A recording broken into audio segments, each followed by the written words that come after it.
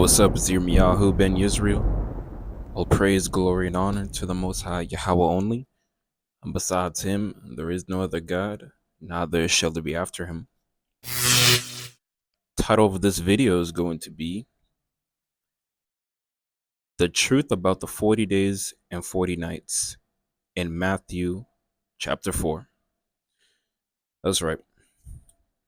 And before I get into today's video, I want to give a big shout out to everybody who checked out my last video, The Curses of Deuteronomy.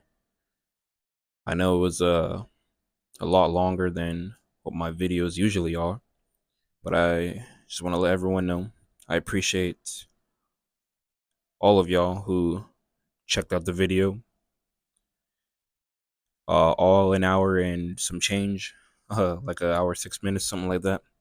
Shout out to everybody who checked that out, and I just want to let y'all know I'm going to be responding to all comments and everything else as soon as possible. Big shout out to y'all. And if you're new here, welcome to the remnant.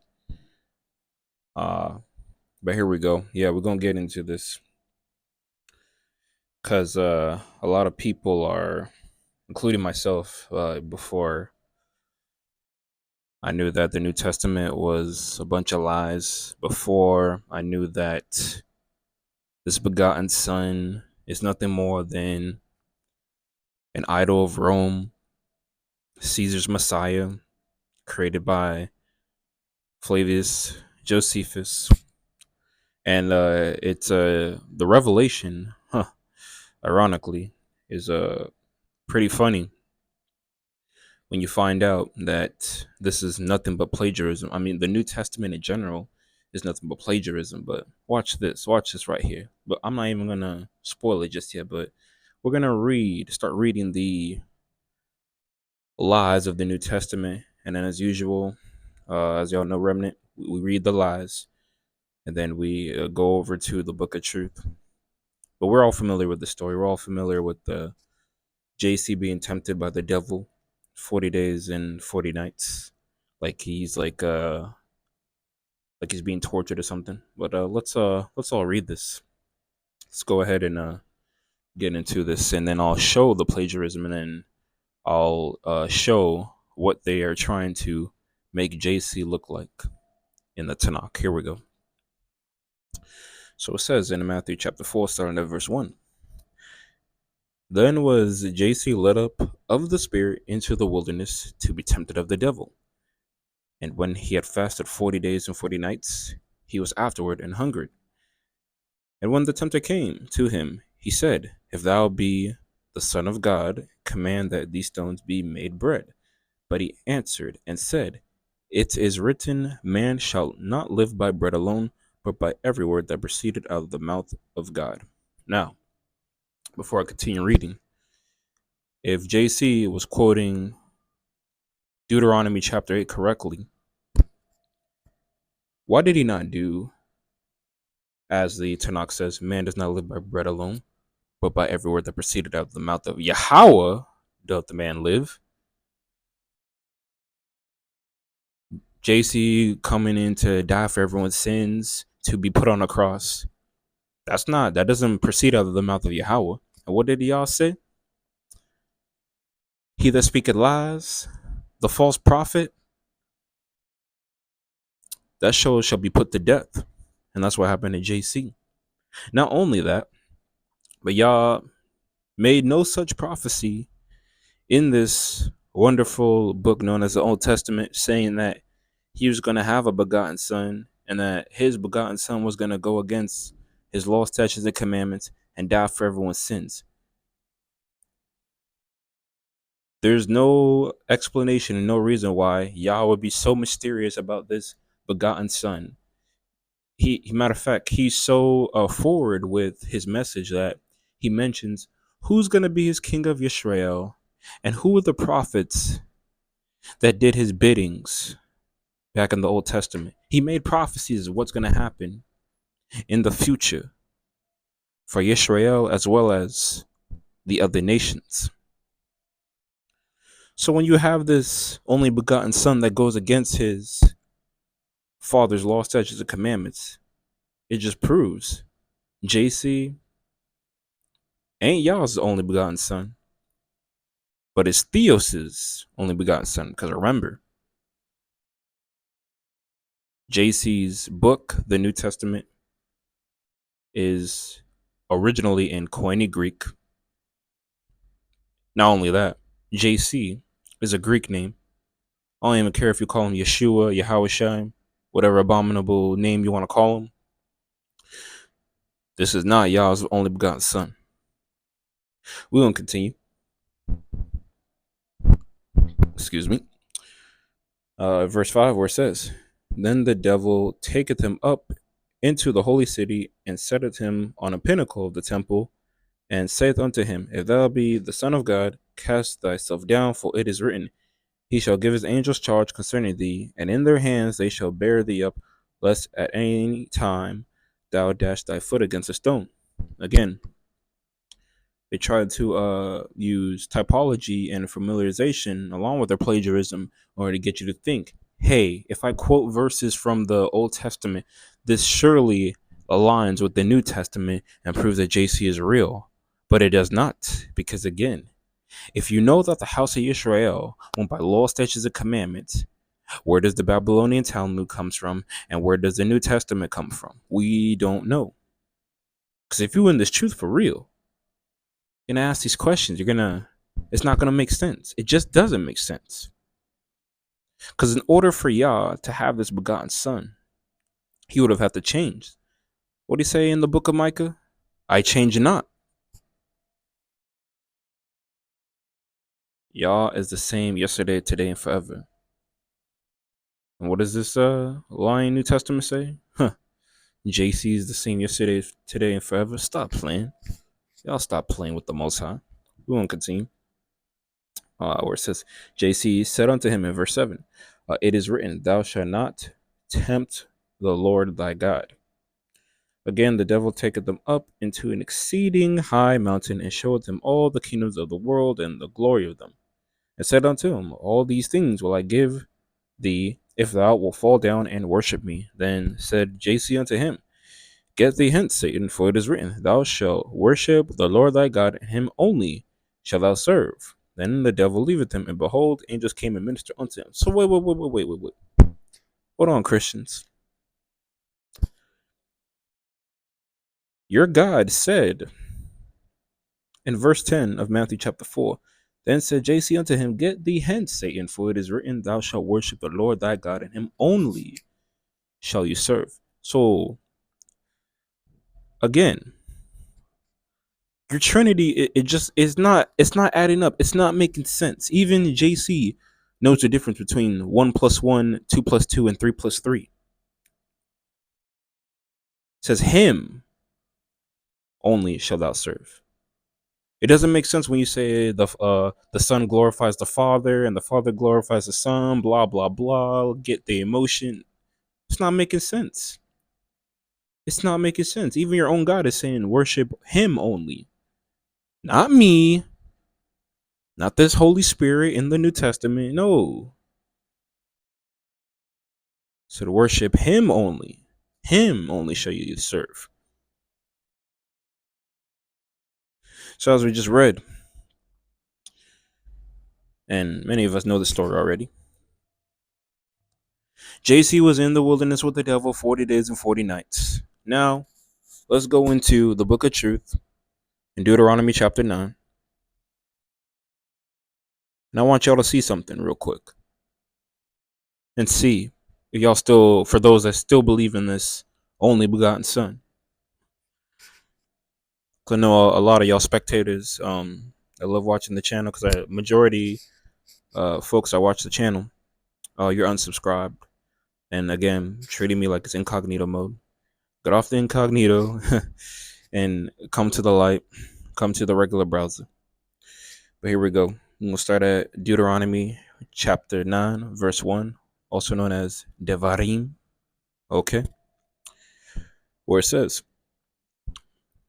Hear, O Yisrael, Thou art to pass over Jordan this day, to go and to possess nations greater and mightier than thyself, cities great and fenced up to Shemaim, a people great and tall, the children of Anakims, whom thou knowest, and of whom thou hast heard say, who can stand before the children of Anak? Understand, therefore, this day, that Yahweh thy Elohim is he which goeth over before thee as a consuming fire. He shall destroy them, and he shall bring them down before thy face. So shalt thou drive them out and destroy them quickly, as Yahweh had said unto thee. Speak not thou in thine heart. After that, Yahweh thy Elohim have cast them out from before thee, saying, for my righteousness, Yahweh hath brought me in to possess this land. But for the wickedness of these nations, Yahweh doth drive them out from before thee, not for thy righteousness, or for the uprightness of thine heart. Dost thou go to possess their land? But for the wickedness of these nations, Yahweh thy Elohim doth drive them out from before them, and that he may perform the word which Yahweh sware unto thy fathers Abraham, Isaac, and Yaakov. Understand therefore that Yahweh thy Elohim giveth thee not this good land to possess it for thy righteousness, for thou art a stiff-necked people. Remember, and forget not how thou provokest Yahweh thy Elohim to wrath in the wilderness, from the day that thou didst depart out of the land of Mizraim, until ye came unto this place. You have been rebellious against Yahweh. Also in Horeb, ye have provoked Yahweh to wrath, so that Yahweh was angry with you to have destroyed you. When I was gone up into the mount to receive the tables of stone, even the tables of the covenant which Yahweh made with you. And then I abode in the mount 40 days and 40 nights.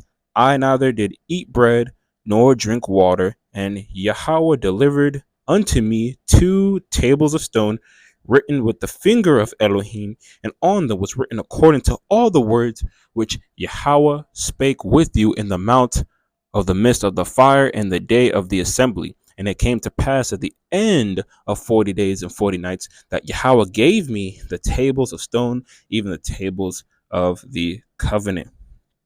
Now, what does that mean? Who's speaking here? This is clearly Moshe speaking about when he went up in the Mount Sinai 40 days and 40 nights with Yah. He was by themselves. Remember the story, y'all?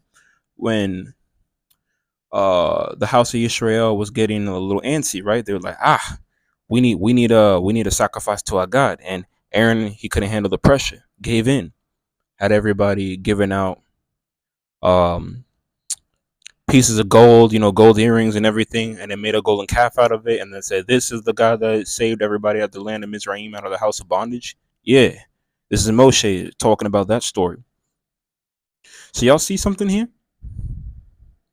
Moshe was with Yahweh the Most High 40 days and 40 nights. And JC, whose name is not mentioned once in the Old Testament, was with the devil 40 days and 40 nights. Ain't that crazy? Isn't that insane? Somebody who was mentioned by name was with the Most High 40 days and 40 nights. And the testimonies that this was written by the finger of God, because remember, Yah uses Yah uses the prophets in order to write down what's going on in his books, right? But at the end of the day, it's with Yah that wrote these books.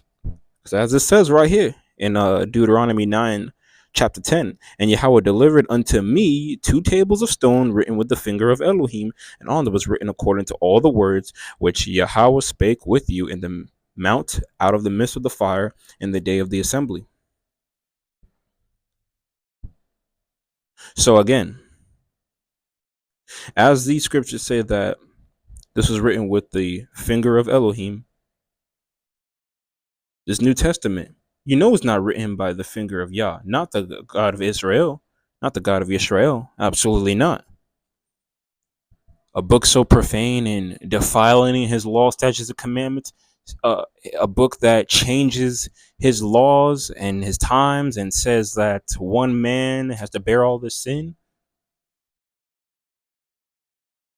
Just forget that Yah says, every man should be responsible for his own iniquity, but now all this sin is put on one man. Nowhere does Yah prophesy about such nonsense. Nowhere.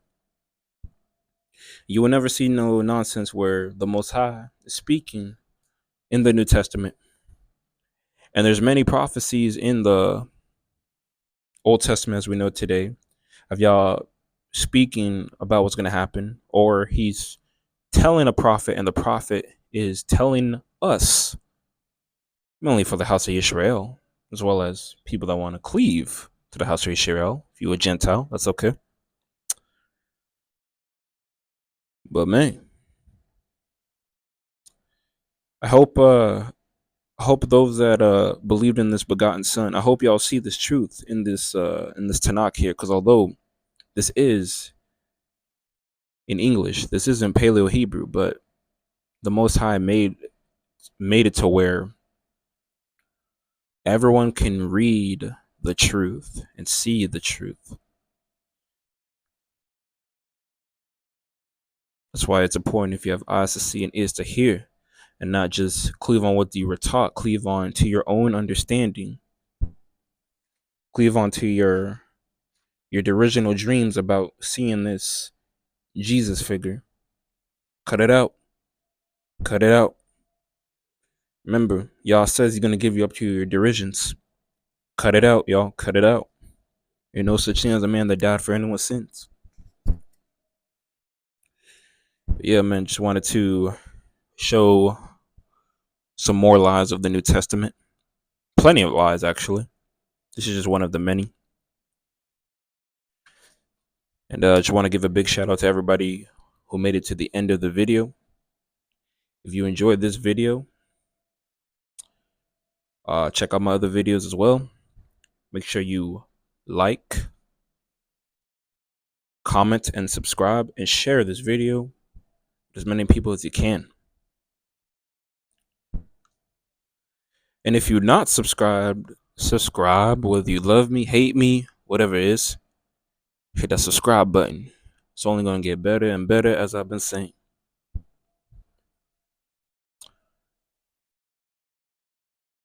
And yeah, man, again, I thank y'all for rocking with the channel. I thank y'all for, especially, I've been seeing not only the house of Israel, but a whole lot of Gentiles coming over this channel, and praise y'all, because as we all know, it says that the Gentiles are going to come over to the house of Israel, and we all going to serve y'all. So for those that know the truth, y'all know that ain't no such thing as a begotten son. Hallelujah. Welcome to the remnant. Yeah, man. Y'all have a good one, whether you're from the house of Israel or Gentile. I'm out. Peace.